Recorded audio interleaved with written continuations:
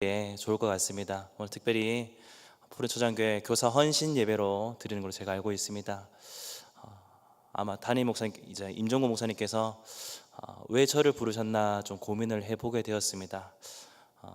그 가운데 제가 사역했던 여러 가지 주일학교 사역과 이런 부분들을 좀 함께 나누면서 좀 봐야 될 텐데, 그러기 위해서는 저의 소개가 조금은 필요한 것 같습니다. 저는 대구 소명교회에서 담임을 하고 있는 김종국 목사라고 합니다. 소명교회 있기 전에는 대구 내일교회에서 부목사로 사역을 했었고요. 저는 이제 항상 거의 대구에서 살았습니다. 제 모교회는 대구에 있는 고신측 교단입니다. 고신측 교단에서 신앙생활을 하였고, 이 자리에 제 모교회 성도님도 지사님도 이제 권사님 되신 것 같은데 이 자리에 계신 것 같은데요. 저는 이제 고신측 교회에서 어릴 때부터 쭉 신앙생활을 했습니다. 이 고신측 교회는 잘 아시죠? 굉장히 보수적인 교회입니다. 보수적인 교단이기 때문에 여러 가지로 참 많은 부분들이 보수적이었던 부분이 많았습니다. 근데 제가 이제 주일학교 이 모교에서 있는 동안 가장 안타까운 현실이 뭐냐면, 제가 중고등학교 때 어떤 일이 있었냐면요, 교회가 이제 중고등부 학생들이 한 40명 정도 되는데 담당하는 사역자가 없었습니다. 심지어 교사도 없었습니다. 학생들은 있는데 사역자와 이 교사가 없어가지고 어떤 일이 있었냐면, 제가 그 당시에 고등학교 2학년 3학년 때 회장이란 이름으로 이제 교회 사역자 아닌 사역자 역할을 감당했던 기억이 있었습니다. 신부는 학생이고 교회에서 직책은 중고등부 이제 회장이라는 이름으로 수련회 준비하고, 그 다음에 찬양팀 찬양 콘티 짜고, 그 다음에 사역자가 없기 때문에 그냥 외면한 상태에서 아이들만 방치되었기 때문에 그냥 억지로 그렇게 중고등부를 이끌었던 기억이 있습니다.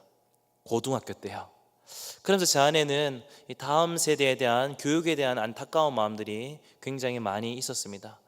근데 하나님께서 그것을 통해서 어떻게 사용하셨냐면, 제가 앞으로 이후에 이제 사역을 할 때, 사역자로 사역할 때 그 시간대의 아픔들이, 그 시간대에 힘들었던 시간들이 하나님께서 하나님의 일들을 할 수 있도록, 특별히 다음 세대를 섬길 수 있도록 그런 은혜를 부어주셨던 시간이었습니다. 저는 이제 대구에 사역하는 동안 참 많은 사역들을 했습니다. 대구에서 제가 부교육자 생활을 11년 정도 사역을 했습니다. 20대 초반부터 사역을 했었는데요, 하나님께서 제가 모교에 있을 때 이 아픔들을 통해서 하나님께서 굉장히 많은 부분들을 고민하게 하셨고 생각나게 하셔서 제가 실제적인 이제 사역자로서 사역을 할 때 많은 하나님께서 은혜를 부어주셨습니다. 아마 우리 교사 선생님들 가운데 가장 고민은 아마 그럴 거예요. 이 주일학교가 어떻게 부흥하는가, 어떻게 주일학교가 성장하는가, 그런 부분들을 고민할 텐데 저의 경험담을 오늘 좀 나누고 싶습니다. 저는 사역을 하면서 가장 첫 번째 사역을 대구의 수성구에 있는 어느 교회에서 사역을 했습니다. 초등부 사역을 먼저 했었는데요, 이 초등부 사역할 때 처음 가자마자 느꼈던 이 교회 이제 인원수로만 체크를 하겠습니다. 오늘은요, 인원수가 초등부 아이들이 한 40명이 되었어요. 서중부 40명인데 1년이 지난 후에 한 초등부 한 80명이 되었습니다. 굉장히 많았죠. 이때 좀 리액션을 좀 해주셔야 됩니다. 예. 그리고 이제 그 교회에서 한 4년 정도 사역하다가 잠시 부산으로 내려갔습니다. 양산이라는 곳인데요, 정확히 양산에서 중등부 사역을 했습니다. 중등부 사역을 했는데 그때 당시에 중등부 아이들이 처음 갔을 때 120명, 90명입니다. 90명이었고 6개월 만에 아이들이 170명으로 이제 확 올라왔습니다. 그리고 대구 내일교회로 왔습니다. 내일교회 와서 먼저 교구를 한 2년 정도 사역하다가 중등부를 이제 좀 맡아달라 이제 담임 목사님께 말씀하셔서 이 중등부를 사역하면서 그때 중등부가 120명이었습니다. 1월 첫 주에. 그리고 사역하면서 5월 달이 되었을 때 212명이 되었습니다. 굉장히 많죠. 예. 그리고 이제 평균적으로 예배 출석이 한 190명을 함께 아이들과 예배드리고, 그 아이들이 이제 고등부로 올라가는 인원이 중3이 100명을 고등부로 올려 보냈습니다. 그런 사역을 하다가 이제 저는 내일교회를 사임하고 이제 단독 사역을 하게 되었는데 아마 다 관심이 있고 어떻게 그렇게 많이 할 수 있었는가라는 고민들일 거고, 아마 우리 앉아 계신 사역자분들이나 아니면 우리 선생님들의 공통된 마음일 거라 생각됩니다. 저는 제가 경험했던, 그리고 제가 사역했던 방법들을 오늘 말씀을 통해서 함께 살펴보고 그 내용들을 좀 함께 나누도록 하겠습니다. 저희들이 본문을 읽었는데요, 다니엘서를 보면 성경 펴놓고 딴 얘기는 할 수 없잖아요. 그렇죠? 본문을 먼저 조금 말씀을 좀 보도록 하겠습니다. 오늘 다니엘서 배경은요, 이 바벨론 왕 느부갓네살이 갈그미스 전쟁이라고 있었습니다. BC 605년에 이 갈그미스 전쟁 가운데 승리한 후에 이제 어떻게 하냐면, 우리가 잘 아는 겁니다. 이 바벨론 1차 포로 때 그런 이제 포로들을 다 불러 모아서 특별히 유다 귀족들을 잡아가면서부터의 그 내용이 다니엘서의 배경이 됩니다.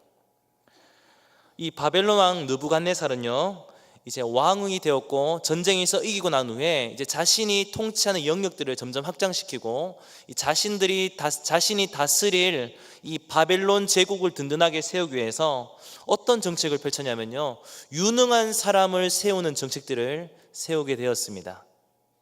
그래서 이 왕의 귀족들을 오늘 잡아갔다, 그렇게 이야기하고 있어요. 3절을 보시면요, 왕이 환관장 아스부나스에게 말하여 이스라엘 자손 중에서 왕족과 귀족 몇 사람, 이들을 막 불러 모아서 이제 훈련을 시키려고 합니다. 이들을 데려간 이유는요, 왕족 중에 몇 사람을 데려간 이유는 뭐냐면, 이들에게 이 갈대아 학문을 가르치는 겁니다. 이 바벨론 학문을 가르쳐서 바벨론에 가장 최적화된 사람, 가장 알맞는 사람으로 만들려고 했습니다. 좀 이것을 풀어서 해석해 볼까요? 이들이 누굽니까? 유다 자손입니다. 유다 백성입니다. 하나님의 사람입니다. 근데 바벨론 이 왕 느부갓네살은 어떤 정책을 펼쳤습니까?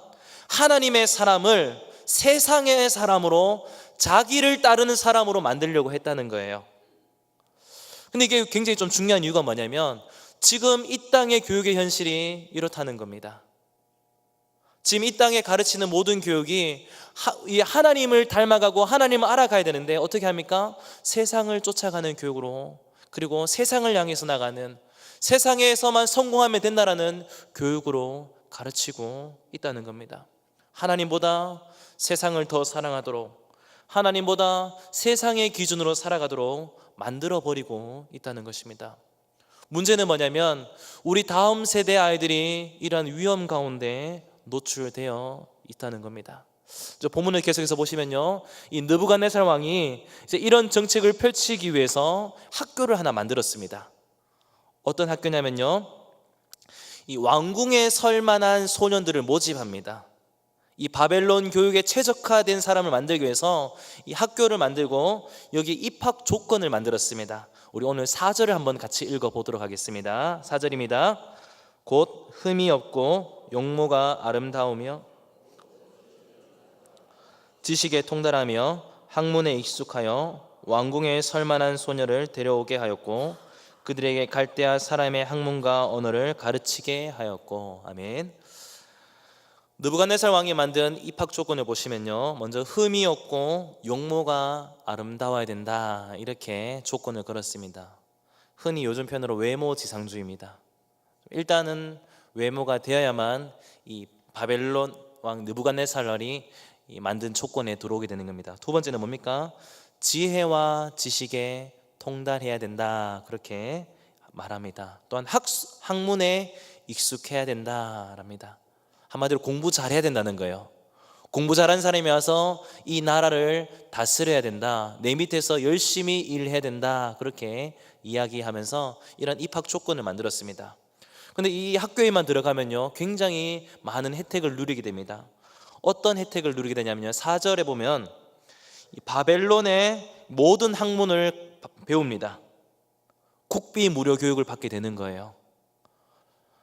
정말 좋은 혜택이지 않습니까? 공짜로 좋은 학문을 배우게 됩니다. 그뿐입니까? 5절을 보시면요, 또 왕이 지정하여 그들에게 왕의 음식과 그가 마시는 포도주로 날마다 쓸 것을 주어 3년을 기르게 하였으니 그 후에 그들은 왕 앞에 서게 될 것이더라. 무슨 얘기입니까? 먹고 마실 수 있는 의식주 문제를 해결해 줍니다. 또한 3년이라는 교육이 지나면 어떻게 합니까? 왕 앞에 설 수 있도록 해준답니다. 취업 보장입니다. 요즘 우리 다음 세대 아이들이, 더구나 우리 부모님들이 정말 바라는 모든 조건이 지금 이 느부갓네살 왕이 세웠습니다. 다시 정리해 볼까요? 모든 학문을 국비로 가르쳐 줍니다. 의식주 해결해 줍니다. 왕 앞에 서서 취업 보장이 되어 있습니다. 정년 보장이 되어 있습니다. 이 조건이면 아마 모든 이 학모들은 충성을 다해서 자녀를 맡길 겁니다. 우리 아이 좀 교육시켜 주십시오, 이렇게 할 겁니다. 느부갓네살 왕이 세운 조건은요, 모든 사람들이 충성하도록 자연스럽게 빠져들도록 하는 그런 정책들을 펼쳤습니다. 근데 오늘 본문에 보시면요, 이 정책에 의해서 잡혀온 사람들이 있었습니다. 좀 다르게 표현하면 세상적으로 출세할 수 있는 기회를 얻었던 사람들이 오늘 본문 가운데 나오고 있습니다. 6절과 7절을 보면요, 그들의 이름이 나옵니다. 그들 가운데는 유다 자손 곧 다니엘과 하냐냐와 미사엘과 아사랴가 있었더니, 이곳에 잡혀온 이 귀족 다니엘과, 우리가 잘 아는 다니엘과 세 친구들의 이름이 거론되고 있습니다. 이들은요, 세상의 관점으로 봤을 때는 앞으로 앞길이 열린 사람들입니다.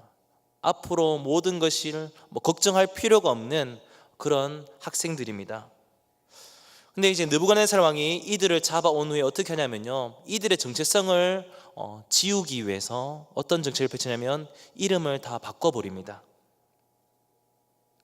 다니엘이라는 이름을 벨드사살이라 바꾸고, 하냐냐라는 이름을 사드락이라 바꾸고, 미사엘이라는 이름을 메삭이라 바꾸고, 아사랴라는 이름을 아벳느고라, 이렇게 이름을 바꿉니다. 왜 그렇습니까? 사실 다니엘과 이 다니엘 세 친구들의 이름은요, 하나님과 다 연관되어 있습니다.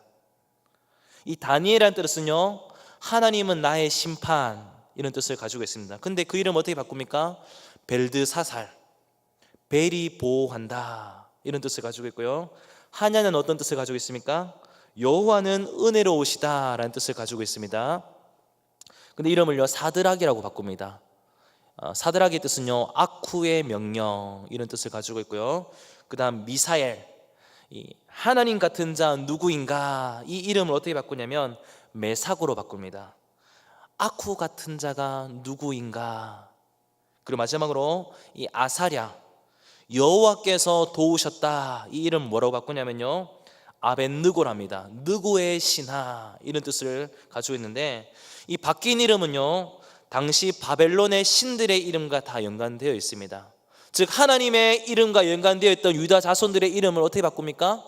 바벨론의 신과 연관되어 있는 이름으로 다 바꿨다는 겁니다. 이름을 바꾼다는 것은요, 결국 정체성을 바꾸는 것입니다.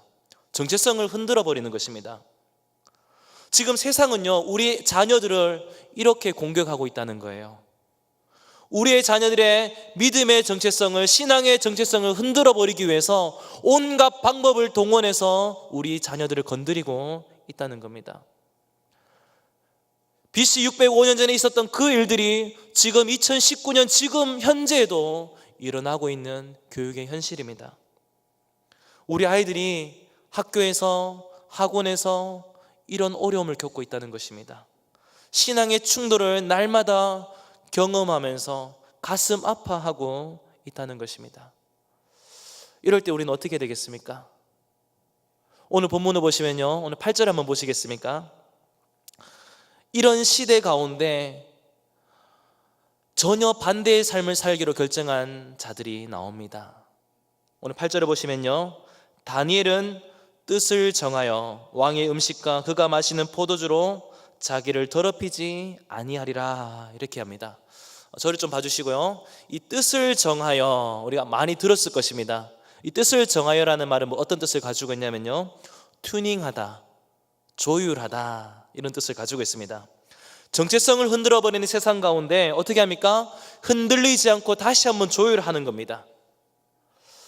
제가 전공이 드럼입니다. 그렇게 안 보이시죠? 전 드럼을 전공했습니다. 드럼도요, 이 드럼 각 이 악기마다 좀 표현을 그렇습니다만 다 음이 다 있습니다. 드럼도 튜닝을 칠 때마다 튜닝을 해야 됩니다. 드럼을 칠 때 튜닝하지 않으면요 소리가 틀어져 버립니다. 기타도 그렇지 않습니까? 찬양하기 전에 기타 조율을 먼저 해야 되지 않습니까? 그래야만 이제 모든 것이 다 이 음이 맞게 되어 있습니다. 이 뜻을 정한다는 말은 뭐냐면요, 마치 이와 같다는 거예요.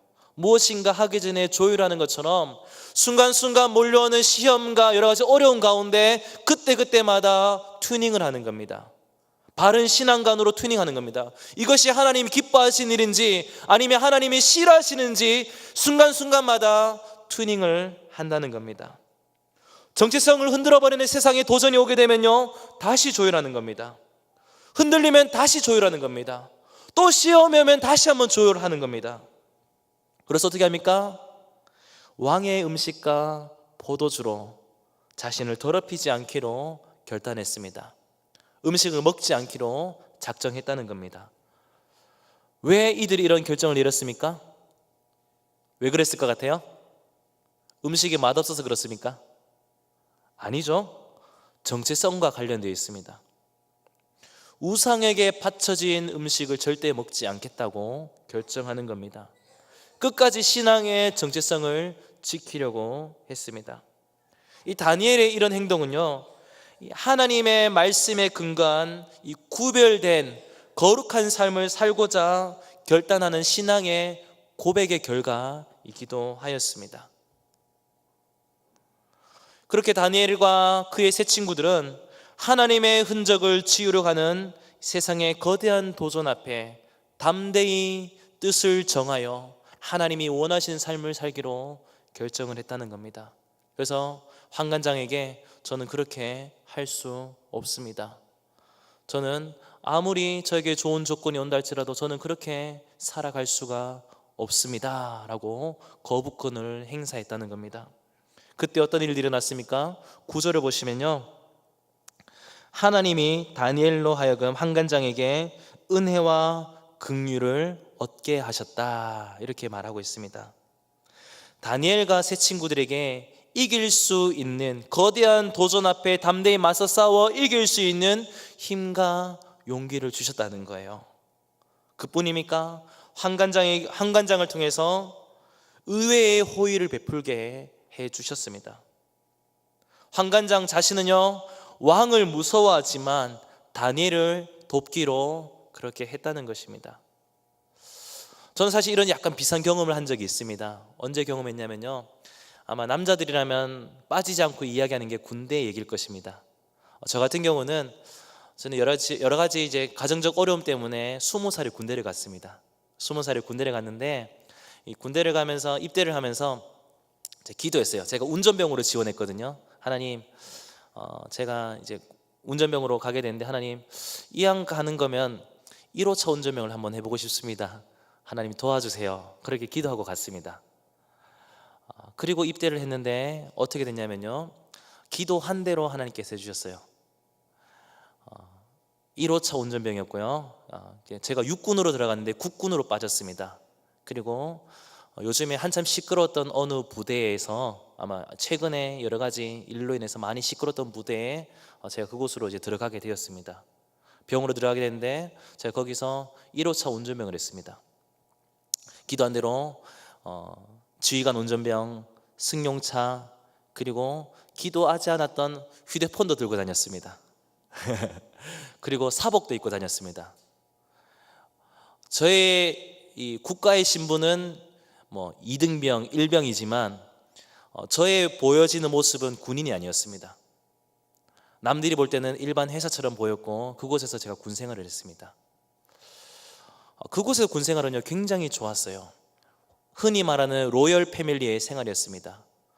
누가 군대 가서 고생한다고 말합니까? 저는요 군대에 있는 동안 주로 모든 식사를 호텔에서 먹었습니다. 나름 유명한 식당은 다 가봤습니다. 정말 부러운 생활들을 제가 군 생활했는데 근데 어려움이 어디서 오게 되냐면요 저희 부대 특성상 이제 군인이란 티를 내면 안 됩니다. 그러다 보니까 이 부대 안에 교회가 없습니다. 저희 부대는 남들이 볼 때는 일반 회사입니다. 그러니까 어떻게 종교 행사를 갈 수가 없어요. 군대의 꽃은 종교 행사라고 말하는데 종교 행사가 없습니다. 그런 상황 가운데 제가 이등병 때 이제 이 지휘관 운전병을 하고 나서 교회를 못 가게 됐어요. 제가 이제 고참들에게 누구누구 병장님, 저는 앞으로 목사 될 사람입니다. 제가 교회에 가야 되겠습니다. 그 말하는 순간 저는 이 역사는 밤에 이루어지죠. 군대에서요. 구타를 당했습니다. 그리고 안 되겠다 싶어서 간부에게 말했습니다. 계장님, 저는 교회를 가야 되겠습니다. 그때 돌아오는 말이 안 된다는 거였어요. 너는 지휘관 운전병이고 더구나 여기는 종교 행사가 없다. 무슨 교회를 가려고 하느냐. 그렇게 얘기를 했어요. 그게 제가 2등병 때였습니다. 그때 제 마음이 어떤 마음이 있었냐면요, 정말 마음이 울고 싶었어요. 제 이 군인의 신분상 어떻게 할 수 없는 상황들이 제 눈앞에 펼쳐졌습니다. 제가 유일하게 할 수 있는 방법이 뭐냐면요, 그러니까 주일이죠. 주일에 제가 모시는 지휘관이 골프장 가게 되면은 그 시간 동안 제가 라디오 설교를 듣는 게 유일한 말씀을 듣는 방법이었습니다. 그렇게 한 달이라는 시간을 보내면서 제 영혼은요, 말씀에 대한, 주의를 지키게 대한 마음이 더 커졌고 하나님에 대한 사모함이 더 커졌습니다. 그러면서 그때 제가 어떤 마음을 가지고 기도했냐면요, 하나님, 저 여기 너무 좋습니다. 근데 여기서 믿음을 못 지키면, 여기서 신앙생활을 하지 못하면 제가 어떻게 사역을 감당할 수 있겠습니까? 하나님, 저 여기 너무 좋지만 여기서 이것보다도 차라리 제가 원대 복귀라고 얘기합니다. 원복을 당하더라도 지오페에서 제가 교회만 갈 수 있다면 하나님 저를 보내주십시오. 그렇게 기도하고 이제 모든 지휘계통을 다 무시하고, 이것도 사실 잘못된 거예요. 모든 지휘계통을 무시하고 이제 제가 모신 지휘관에게 찾아갔습니다. 부대장님, 저는 이런 사람이기 때문에 교회를 가야 되겠습니다. 저는 모든 걸 다 걸고 그렇게 나갔어요. 그때 제가 모시던 지휘관이 딱 한마디 했습니다. 가. 그 교회 가. 그 대신 제가 모시던 지휘관보다 더 높은 상급자가 올 때만, 그때만 운행하고 나머지는 본인이 주일은 하겠다는 거예요. 그러면서 제가 주일을 그렇게 다 보냈습니다. 뜻을 정하면 하나님께서 이런 일들을 열어주신다는 겁니다. 오늘 다시 한번 본문으로 돌아서요. 여러 가지 다니엘과 세 친구들은 여러 가지 신앙의 위기가 왔습니다. 근데 그들이 뜻을 정해서 어떻게 합니까? 왕이 제시한 모든 조건들을 다 거부해 버렸습니다. 저는 오늘 좀 고민하기 원하는 것은 뭐냐면, 다니엘과 그의 친구들이 이렇게 결정할 수 있었던 이유가 무엇인가 저는 한번 생각해 보고 싶습니다. 사랑하는 성도 여러분, 그리고 우리 교사 여러분, 다니엘과 그의 친구들이 이렇게 뜻을 정할 수 있었던 이유가 어디에 있는 것 같습니까? 어디에 있는 것 같아요? 힌트를 드리자면요, 그들의 이름에 나와 있습니다. 앞서 제가 설명드린 것처럼 다니엘과 세 친구의 이름은요, 다 하나님과 연관되어 있는 이름입니다. 그렇다면 이 이름을 누가 지어줍니까? 누가 지어주죠? 좀 크게 말씀해 주시면 좋을 것 같아요. 누가 이름을 지어주죠? 자녀의 이름을 누가 이름 지어줍니까? 본인 태어나면서 나는 다니엘이 할래요 이렇게 합니까? 아니죠. 부모님이 지어줍니다. 무슨 얘기냐면요, 자녀들의 이름은 부모님의 신앙과 연관되어 있습니다. 다니엘과 세 친구들의 부모님들이 자신의 자녀가 믿음 가운데 자라도록 그의 이름을 믿음의 이름으로 지었다는 겁니다. 바르게 신앙생활을 할 수 있도록 그렇게 이름을 짓고 그렇게 교육하기로 결정했다는 겁니다. 그래서 그의 부모들이 다니엘아, 하나님 너를 책임져 주신다. 다니엘아, 하나님 너를 인도하신다. 하나님 너의 심판자가 되신다. 어떠한 상황 가운데 너는 믿음을 버리면 안 된다. 이렇게 교육을 했다는 것입니다. 근데 문제는 뭡니까? 이제 우리 현실로 돌아와서요, 요즘 우리의 가정에서 우리의 자녀에게 이런 신앙교육을 하고 있습니까? 제가 사역하면서 내린 결과는 뭐냐면, 가정에서 신앙교육 하지 않습니다. 우리 자녀들의 신앙교육을요, 교회에 맡겨버립니다. 교사들에게 맡겨버립니다. 우리 아이들이 가장 많이 보내는 시간, 일주일에 168시간 중에 가장 많이 보낸 시간이 집에서 보낸 시간이랑 학교에서 보낸 시간인데 어떻게 합니까? 고작 일주일에 1시간 남짓 되는 교회에서 드리는 예배를 통해서 신앙교육을 완전 다 위탁해 버렸다는 것입니다. 사랑하는 성도 여러분, 이런 상황에 아이들이 교육이 되겠습니까? 가장 많이 보내는 시간에서 신앙교육이 되지 않으면 사실은 아무것도 할 수 없습니다. 죄송한 표현이지만 부모들이 자녀 교육을 포기해 버렸습니다. 부모들이 자녀 신앙교육을 그냥 내팽개쳤습니다. 어떻게 됩니까? 결국은 교사들이 그것을 다 떠안아야 되는 상황 가운데 놓여졌습니다. 저는 그런 의미에서 우리 교사 여러분이 짊어지고 있는 어깨의 무게가 굉장히 무겁다고 저는 그렇게 생각합니다. 부모도 포기한 자녀들의 신앙교육을 교사들이 억지로라도 책임져야 되는 상황 가운데 있습니다. 왜 그렇죠? 교사들도 포기하면 이 아이들은 믿음을 떠나게 되어 있다는 것입니다. 교사들이 아이들의 신앙교육을 책임지지 않으면 더 이상 믿음의 세대가 세워지지 않기 때문입니다. 우리 흔히 말하는 다음 세대가 다른 세대가 될 수 있다는 것입니다. 우리가 교사들이 헌신해야 되는 이유가 왜 있습니까? 이런 안타까운 현실이 지금 우리 눈앞에 놓여져 있기 때문에 우리가 아이들을 가슴에 품고 섬겨야 된다는 것입니다. 근데 교사 여러분, 아이들 섬기기가 쉽습니까? 굉장히 어렵습니다. 우리 아이들이 뜻을 정할 수 있는 순간순간마다 하나님의 뜻을 따르기로 뜻을 정할 수 있는 아이들로 만들어야 되는데, 그것을 우리가 교육을 시켜야 되고 양육을 해야 되는데 어떻게 할까 사실 많이 고민이 되시죠? 저는 이 부분을 좀 많이 공유하고 싶어요. 제가 사역했던 방법들을, 이게 다 100% 맞다는 말은 아니지만 저는 한 11년 동안 부교육자 생활하면서 이렇게 사역했을 때 하나님께서 많은 결과들을 허락해 주셨습니다. 어떻게 교육하면 되겠습니까? 저는 이렇게 말씀드리고 싶습니다. 관점의 변화입니다. 중요합니다. 관점의 변화. 우린 주일학교를요, 교회 교육으로 생각합니다. 그러다 보니까 아이들을 대할 때 어떻게 대합니까? 교육학적으로 접근합니다. 근데 문제는 뭐냐면요, 아이들에게 교육으로 접근하면 아이들 다 떠납니다. 아이들이 집에서 듣는 이야기가 공부해라, 학교에서 듣는 이야기가 공부해라, 다 교육과 관련되어 있습니다. 근데 교회에 와서도 교육적으로 접근하면요, 아이들은 귀를 막아버립니다. 눈을 감아버립니다. 마음의 문을 닫습니다. 그럼 어떻게 접근해야 됩니까? 저는 이 아이들을 교육적 접근이 아니라 선교적 관점으로 접근을 했습니다. 선교가 뭡니까? 타 문화권 사람들에게 이 복음을 전하는 것입니다. 근데 그들의 복음을 전할 때 어떻게 합니까? 그들의 문화에 맞게 예수 그리스도의 복음을 전파하고 주님의 제자로 삼는 것입니다. 사실 우리가 읽었던 성경도 마찬가지예요. 하나님께서 인간의 문화, 특별히 이스라엘 중심으로 한 문화 토대 위에 말씀하신 책이 성경책입니다. 우리가 지금 봤을 때 이게 하나님 말씀이고 하나님께서 우리에게 주신 말씀이지만, 이 성경책은 당시에 그들의 문화에 맞게 했습니다. 예수님께서도 비유를 통해서 말씀하실 때도 그들이 다 알아들을 수 있는 그들의 문화에 맞게 다 말씀하셨다는 겁니다. 무슨 얘기입니까?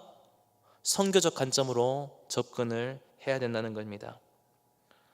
성경은 하나님의 이야기로 가득 차 있지만 그 주제를 전달하기 위해서 이스라엘의 문화를 사용했던 것처럼 우리도 우리 아이들에게, 다음 세대 아이들에게 복음을 전하는데 어떻게 됩니까? 그들의 문화에 맞게 복음을 전해야 된다는 것입니다.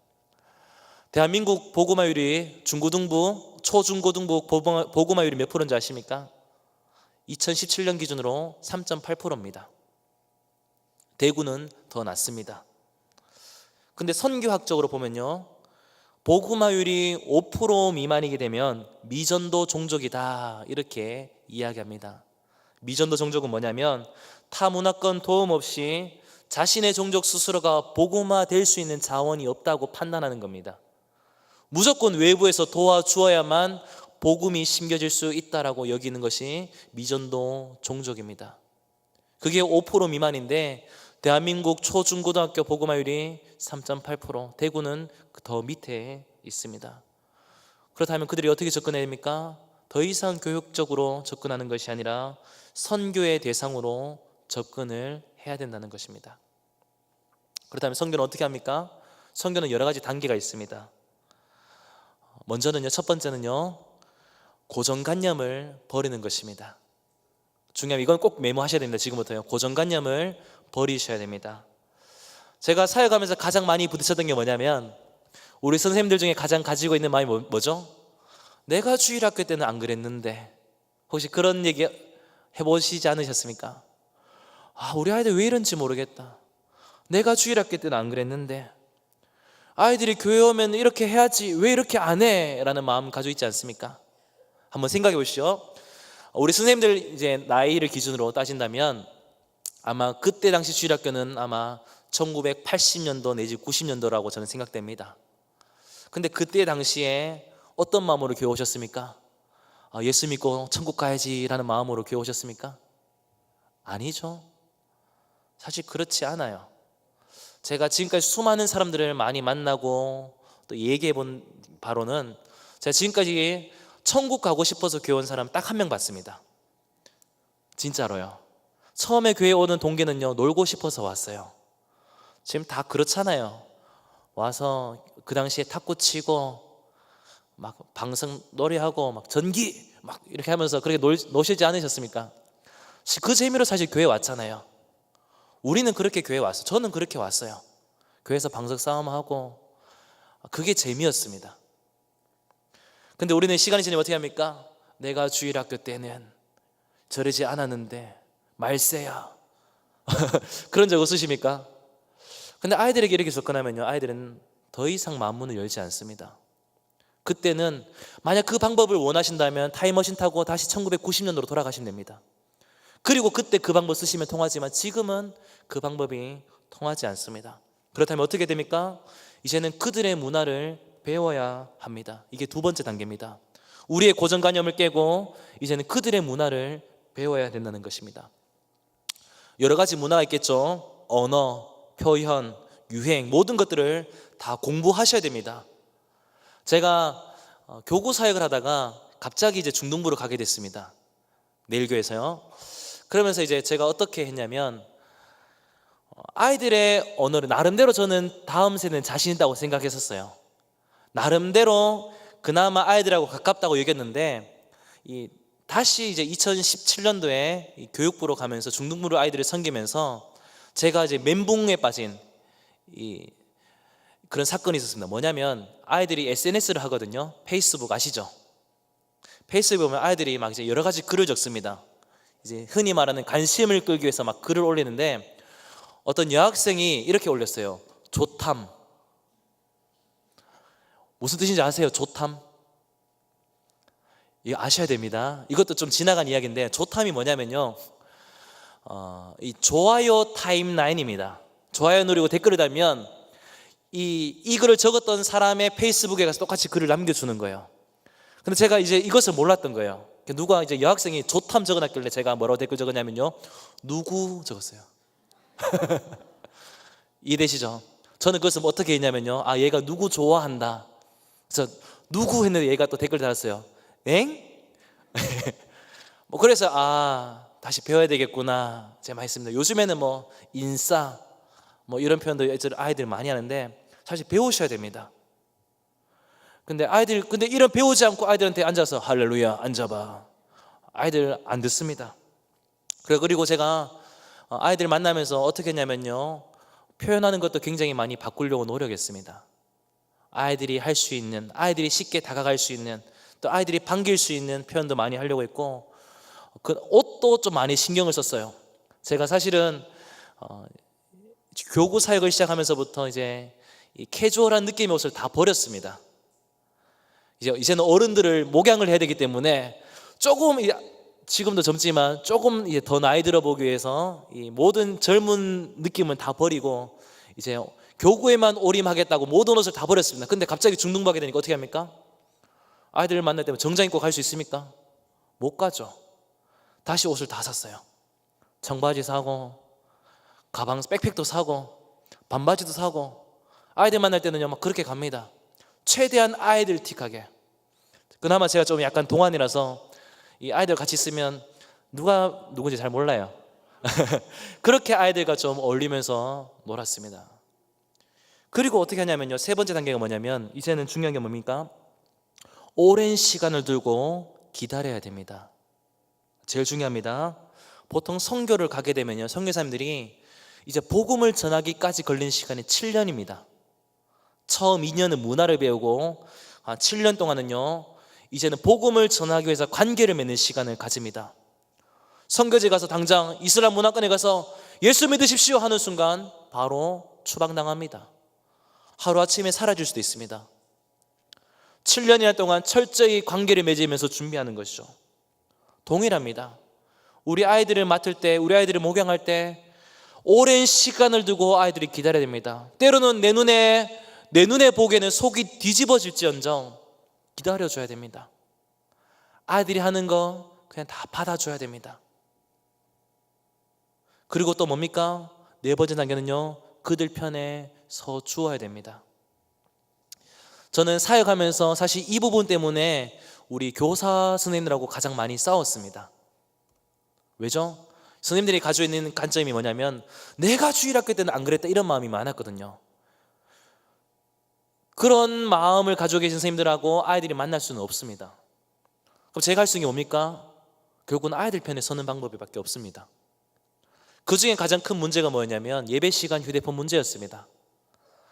우리 선생님들 가지고 있는 생각이 뭐냐면, 예배 시간이 오면 하나님께 집중해야지 무슨 핸드폰을 만지냐. 그래서 그 전까지 했던 방법이 뭐냐면 휴대폰을 다 걷었더라고요. 예배 시간만 되면 학교에서 하는 똑같은 방법으로 핸드폰 가방에 다 모아가지고 걷습니다.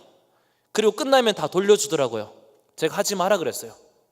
선생님, 그렇게 하시면 안 됩니다. 왜죠? 아이들에게 핸드폰은요, 분신이에요. 반대로 생각해 보면, 우리 남자 성도님들 가운데 혹시 교회 오는 순간 차키를 뺏는다고 생각해 보십시오. 교회 오는 순간 예배 집에 갈 때까지 오늘 차는 앞섭니다. 차는 우리 교육자실에서 보관하겠습니다. 기분 좋으세요? 안 좋죠. 우리 여성노님 비유해 볼까요? 교회 오는 순간 핸드백은, 화장품은 다 앞섭니다. 기분 좋으세요? 있을 수 없는 일이에요. 아이들에게 그렇게 하면요, 아이들은요 힘들어합니다. 근데 제가 유심히 봤어요. 과연 누가 예배 시간에 가장 많이 휴대폰을 만지는가? 사실 어른들이 더 많이 만지더라고요. 근데 우리는 어떻게 합니까? 우리는 안 하지만 아이들이 이렇게 해야 된다면서 강압을 합니다. 그러면 좀 교육자로서 어떻게 합니까? 아이들 편에 서는 겁니다. 핸드폰 그냥 주게 해주세요 얘기합니다. 그래서 가장 많이 부딪힌 게 뭐냐면요, 수련회 때였습니다. 제가 중등부 첫 하자마자 1월달에 수련했는데, 이 수련할 때 수련회만큼은 휴대폰을 걷어야 됩니다. 2박 3일 동안 애들이 휴대폰 만지면 예배에 집중하지 못합니다. 은혜 못 받습니다. 그런 의견이 많았어요. 그래서 제가 선생님께 그랬어요. 저만 믿어주세요. 만약 안 되면 제가 책임지고 애들 휴대폰 다 걷겠습니다. 그냥 애들 휴대폰 걷지 마십시오 라고 얘기했어요. 그리고 어떻게 하냐면 애들에게 얘기했습니다. 수련회 오리엔테이션 할 때, 얘들아 핸드폰 걷을까 말까? 싫어요! 막 그럽니다. 그럼 한 가지 조건이 있어. 너희들 안 만지면 안 걷을게. 나 너희들 믿는다. 딱 이 한마디 했어요. 대신 나중에 휴대폰 만질 수 있는 시간 줄게. 프로그램 시간 때는, 집회 시간 때는 만지지 마. 그렇게 얘기했어요. 어떻게 된지 아십니까? 한 명도 휴대폰 꺼내지 않았습니다. 그러면서 아이들과 저는요, 관계가 더 가까워졌어요. 아이들이 수련회 이후로 계속 찾아옵니다. 심지어 제가 내일 교회 나왔지만 지금도 아이들이 찾아옵니다. 그때 너무 좋았습니다. 아이들이 마음을 열어요. 그럼 제가 뭐 얘기합니까? 그때 복음을 전했어요. 얘들아, 사실 내가 왜 이런 줄 아니? 사실 나도 너희처럼 그랬어. 근데 내 목사님의 모든 시간 가운데 하나님이 함께 하시더라. 하나님이 구원자가 되신다. 하나님이 반드시 책임져 주신다. 하나님 너희 삶에 개입하시고 하나님이 역사 가운데 함께 하신다. 믿음으로 도전해봐. 그렇게 얘기를 했습니다. 저는 사역을 그렇게 11년 동안 부교육자로 다음 세대를 그렇게 섬겼습니다. 그때 아이들이 변화되었어요. 아, 이 목사님이라면 나 교회 나갈래. 그러면서 아이들 어떻게 합니까? 아이들 막 데려와요. 저희 딱히 전도 나가지 않았거든요. 제가 내일교회 있을 때 어떤 사역을 했냐면 푸드트럭을 했습니다. 아마 가끔 지금도 성서 지역에 보면은 노란색 푸드트럭이 막 돌아다닙니다. 제가 내일교회 있을 때 그 첫 시도했었는데 많은 분들이 물어요. 푸드트럭 하면서 아이들이 많이 왔습니까? 그럽니다. 아니요, 그것 때문에 아이들이 오진 않았습니다. 근데 그렇게 하는 동시에 다른 방법을 통해서 하나님이 아이들을 보내주셨어요. 저는 그 중에 한 가지 방법이 뭐냐면 아이들을 이해하고 받아주는 것. 아이들 편에 섰을 때, 선교적 관점으로 아이들에게 다가갔을 때 아이들이 오게 되었다는 겁니다. 스스로 아이들이 교회를 데려왔어요. 왜죠? 우리 교회 재밌다, 저 교회보다 유혹이 재밌다. 그리고 아이들이 왔어요. 그러다 보니까 계속해서 아이들이 넘쳐났습니다. 말씀드린 것처럼 대구 지역에서 200명 넘는 중등부 없었습니다. 프로테지가 86% 넘는 아이들이 올라갔습니다. 단 한 가지입니다. 아이들 편에 서는 것, 선교적 관점으로 아이들을 맞이하는 것입니다. 사실 그 시간 동안요, 얼마나 마음고생이 심했겠습니까? 저는 그 당시에 제가 모셨던 부장 집사님, 그리고 임원들, 그리고 선생님들한테 항상 미안한 마음이 있습니다. 왜죠? 모든 걸 다 내려놓았거든요. 젊은 사역자가 하자는 대로 그냥 말없이 따라오면서 사실 부딪힌 부분이 많았지만 그분이 그렇게 헌신을 해 주셨습니다. 제가 왜 이런 말씀을 드리냐면요, 이런 헌신과 수고가 있을 때 다니엘과 새 친구 같은 아이들이 세워지게 된다는 겁니다. 그들이 하나님을 믿게 되고요, 우리 선생님 믿는 하나님이라면 정말 믿어보고 싶어, 우리 선생님이 말하는 하나님이라면 나도 따라가고 싶어, 나도 예수님 섬기고 싶어, 그 마음이 자연스럽게 섬기게 된다는 겁니다. 저는 예배 전에 우리 장모님하고 좀 나누면서 우리 푸른 초장교회 다음 세대가 많다는 얘기를 들었습니다. 아주 희망입니다. 어떻게 이 아이들을 섬길 수 있겠습니까? 저는 우리 선생님들 손에 달렸다고 저는 생각됩니다. 아이들 섬기기 진짜 힘드시죠? 무거우시죠? 우리 아이도, 우리 자식도 감당하기 힘든데 남의 자식까지 감당하기 힘드시지 않습니까? 진짜 막 쥐어받고 싶은 마음 굴뚝 같지 않습니까? 그러나 하나님께서 수많은 사람 중에 이 아이들을 감당할 수 있는 분이 우리 교사분들이기 때문에 주께서 맡겨주셨습니다. 어떻게 하시겠습니까? 이 아이들 정말 불쌍한 아이들입니다. 부모들도 그들의 신앙을 포기했습니다. 부모들도 신앙을 포기하고 버린 아이들입니다. 그 아이들을 우리 선생님들이 지금 맡고 있다는 겁니다. 아무나 할 수 있는 일 아닙니다. 감당할 수 있기 때문에 하나님께서 특별히 교사로 부르셨다는 것입니다.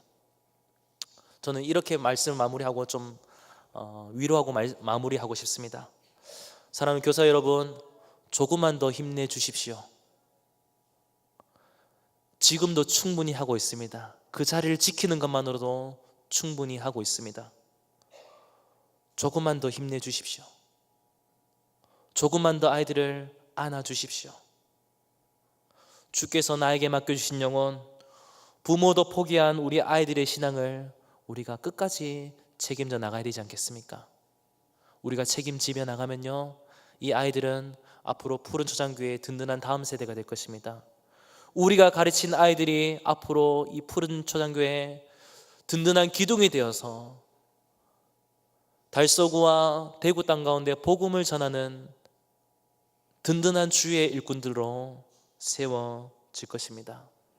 우리가 맡은 이 아이들이 뜻을 정하여 세상의 거대한 도전 앞에서도 담대히 하나님의 사람으로 설 수 있도록, 구별된 삶을 살아갈 수 있도록 그 길을 인도하는, 그 길을 열어주는 교사 여러분이 되기를 주의 이름으로 축복합니다.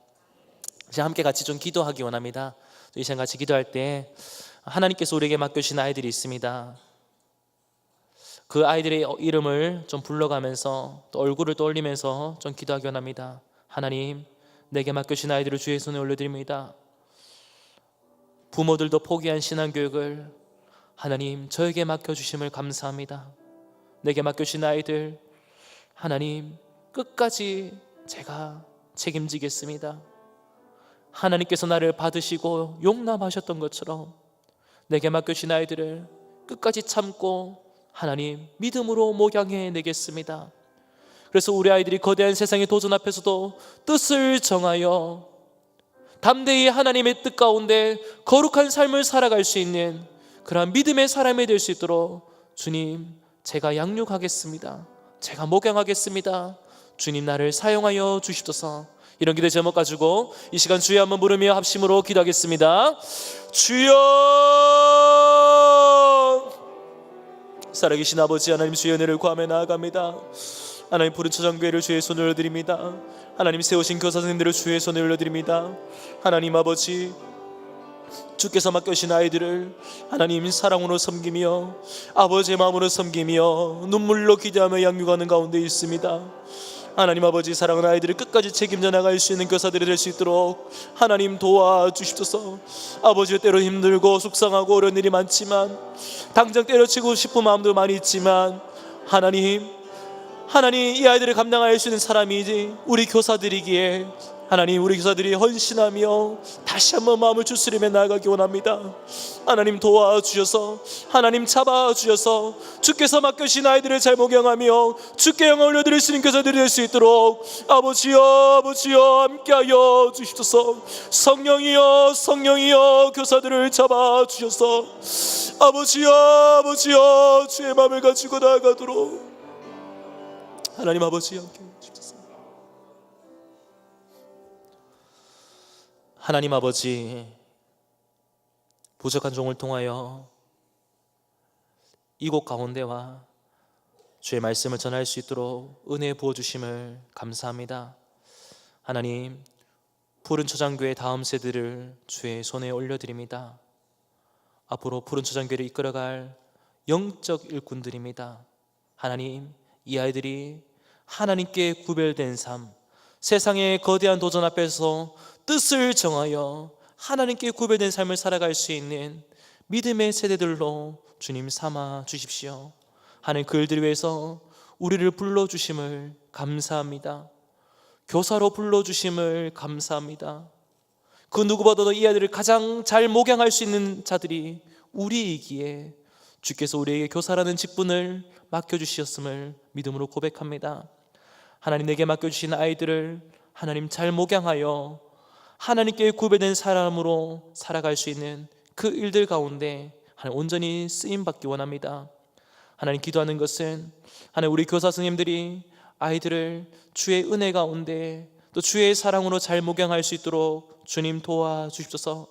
때로는 아이들을 섬기는 것이 가슴이 답답해지고 화가 치밀어 오를 때도 있지만 하나님께서 맡겨주신 아이들임을 고백하며 눈물로 기도로 기다리며 참고 견디며 아이들 편에 서서 그들에게 하나님의 사랑을 전할 수 있도록 주님 도와주셔서 하나님, 우리의 모습을 통하여 우리 아이들이 하나님을 보기 원합니다. 우리 선생님이 믿는 하나님이라면 나도 믿어보고 싶다는 마음들이 우리 아이들 가운데 생길 수 있도록 주님, 제가 아이들을 섬기겠습니다. 주님, 우리가 아이들을 섬기겠습니다. 주님, 끝까지 교사의 직분을 잘 감당할 수 있도록 우리 선생님들을 주님 붙잡아 주시옵소서. 그렇게 행하실 주님을 믿음으로 고백하오며 살아계신 예수님의 이름으로 기도드립니다. 아멘. 네, 귀한 말씀 감사드립니다. 이 시간 헌금하는 순서를 가지도록 하겠습니다. 헌금위원들 앞에 나와주십시오. 네.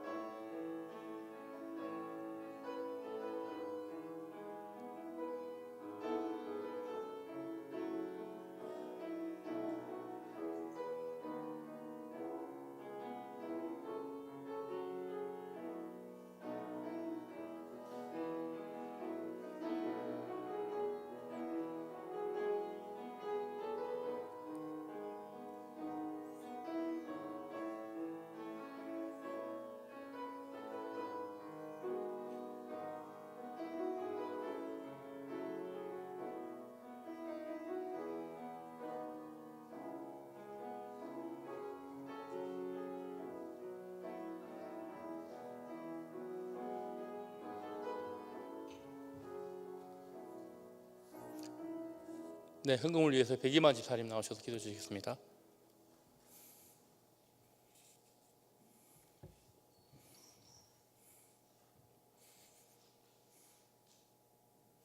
하나님 아버지 감사드립니다. 오늘 귀한 목사님 통하여 우리에게 말씀하여 주시니 감사드립니다. 다음 세대 우리 교회 학교 아이들에게 우리 모든 교사 선생님들이 사명감을 가지고 기도를 필요 있어 예수님의 사랑을 우리 친구들에게 전하며 믿음의 복된 아이들로 양육하는데 사랑과 지혜를 더하여 주옵시며 하나님의 귀한 일꾼들로 키워내는데 정성을 다할 수 있는 우리 모든 교회 학교 선생님들이 되게 하여 주시옵소서. 아멘. 하나님 아버지 이 시간 순수에 따라 정성을 다하여 드리면 우리들의 예물을 기쁘게 받아 주옵시며 이 물질이 쓰여지는 곳마다 예수님의 향기가 넘쳐나게 도와주시옵소서. 아멘. 감사드리오며 귀하신 우리 구주 예수 그리스도의 이름으로 기도드리옵나이다. 아멘. 네, 교육위원회 총무 되시는 배상원 집사님 나오셔서 광고해 주시겠습니다.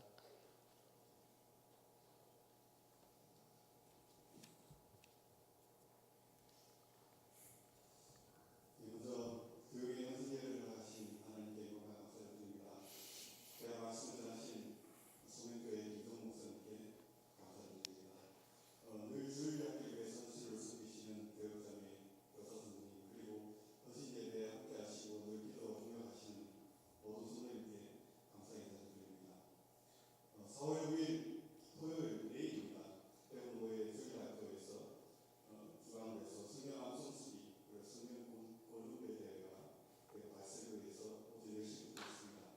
우리 주일학 친구들이 성경을 알고 지식을 넓혀가는 귀한 기회가 될 수 있도록 많은 기도를 부탁드리겠습니다. 그리고 5월 24일 다음 달 금요골파에 동성애 관련해서 가족 보건협회를 섬기시는 김지현 역사님을 모시고 많은 동성애에 대한 특강이 있습니다. 우리 주일학 선생님 그리고 학생 그리고 학부모 모든 선생님이 함께 참석한 귀한 시간 되기를 부탁드립니다. 감사합니다. 예, 광고중에 말씀드린 5월 셋째 주 금요일 날 있는 동성애 관련된 부분들 저들 교육위원회에서 귀한 강사를 모셨거든요. 그래서 그날에 우리 특히 우리 청소년들 동성애에 대한 정체성 부분에 대해서 상당히 중요한 요즘 세계 이슈가 되는데 아마 좋은 기회가 될 것 같으니까요. 많이 기대해 주시고 그때 많이 올랐으면 주시기를 부탁을 드리겠습니다. 찬송가 505장 찬송 드리겠습니다.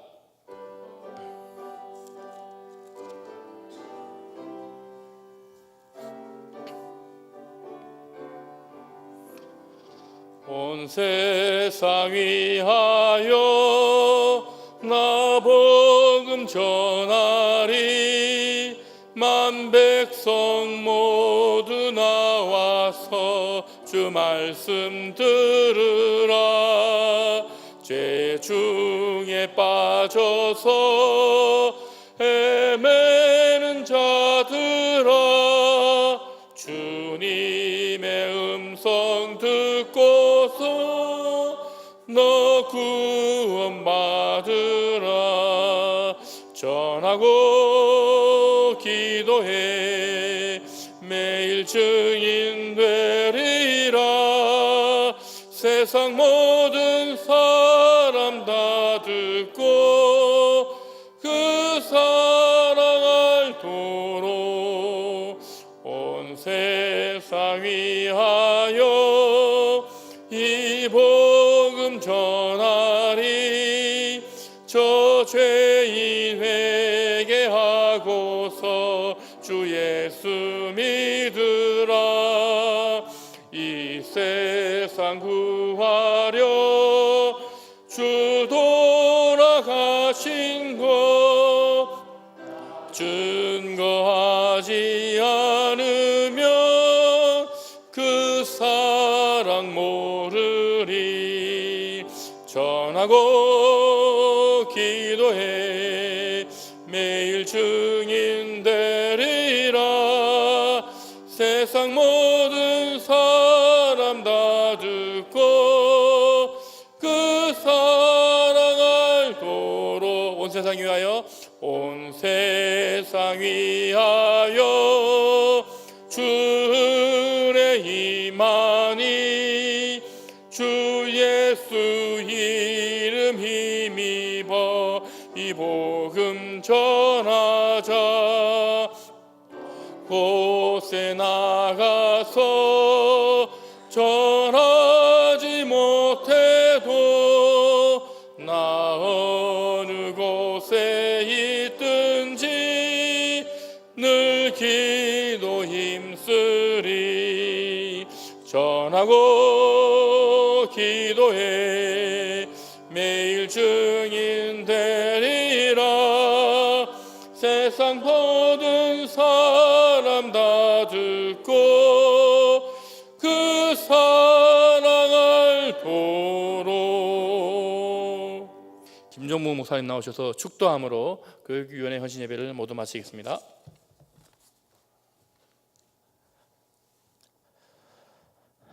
이제는 우리 주 예수 그리스도의 은혜와 우리 아버지 하나님의 크신 사랑과 성령 하나님의 감동감화 위로교통 충만하심의 역사가 우리에게 맡겨주신 아이들을 하나님의 아버지의 마음으로 끝까지 참고 견디며 기다려주며 믿음의 세대로 서기까지 끝까지 헌신하기로 결단하는 사랑하는 교사들 머리 위에, 그리고 주께서 필요 값주고 세우신 푸른 초장교회 위에 이제부터 영원히 함께 있을지어다. 아멘.